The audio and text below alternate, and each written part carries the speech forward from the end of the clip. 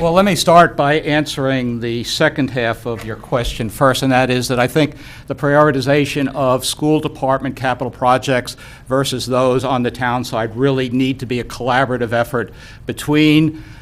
the superintendent, the town manager, the school committee, and the selectmen. So I don't believe that you can just unilaterally say, we believe our such and such is more important than your such and such. That really needs to be a collaborative effort. Each side of the table ought to have its priorities in order before they sit down to merge them together, but that needs to be a collaborative effort. As far as the school department's capital requirements, clearly we need to do a much better job of assessing what our capital needs are and move away from the knee-jerk approach towards capital projects that I've observed in the 31 years that I've lived in Andover, where it seems like it's always an emergency situation and we have to do something that has lots of zeros on the end of it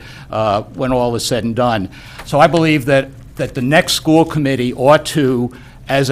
one of its priorities, not its top priority, but one of its priorities, very carefully look at its capital plant, and this is where my military experience comes in. I was commanding officer of a Coast Guard unit early in my Coast Guard career, and one of the things I used to do was to inspect personally every aspect of our capital plant to see what its condition was and what our needs would be in the future, and be able to put together a 10-year forward-looking capital requirements that I would submit to the Commandant of the Coast Guard and say, here's what we need at my unit over each of the next 10 years. That's what we need to do with our school system, and rather than trying to say, here's what I think is our top priority right now, I think we need to do a very careful look at all the requirements, then as a group with input from parents, because it's their kids who are going to school in our capital plant, figure out what our